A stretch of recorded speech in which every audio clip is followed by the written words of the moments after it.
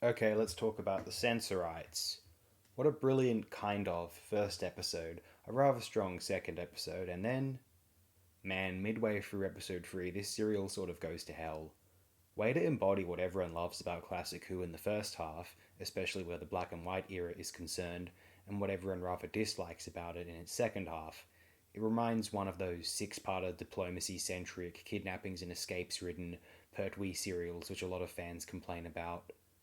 The design of the Sensorites is cool, sure, but they aren't nearly as scary after the second episode. Initially, they emerge as one of the most iconic, frightening, and interesting Who monsters, and then they become a typical, indistinguishable from one another. That factors into the plot, of course, bland alien species which the Doctor and his companions get involved with in a power play amongst. It really devolves into typical mid 20th century sci fi TV drama in that second half, and it is potentially one of the great disappointments in the history of Classic Who, especially of the black and white era. Shame, episode 1, even episode 2 to an extent, some of the coolest, most compelling moments in Classic Who. It starts off so damn well, real shame how it all turns out. The Sensorites have a terrific design. It is unfortunate how it is put to poor use throughout the second half. They are much better off as seemingly mute entities hovering around a spaceship's exterior, creepily pacing after you unless you attempt to harm them physically. It is vividly atmospheric. I wonder how the scriptwriter, Peter R. Newman, felt when writing this, excited at his imagination in the initial two episodes, and then, screw it, let's just wrap these six damn episodes up.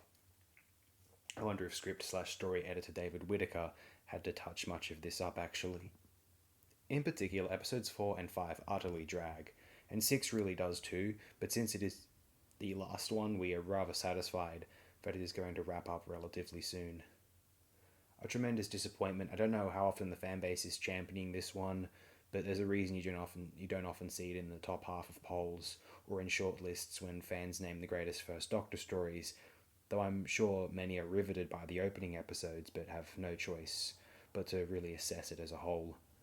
I can imagine the opening episodes being utter nightmare fuel, potent formative memories for children who viewed it when it was new or as a rerun over the remainder of that decade and maybe the next. And, if they're young enough, maybe the next four episodes too, but not nearly to the same effect, surely.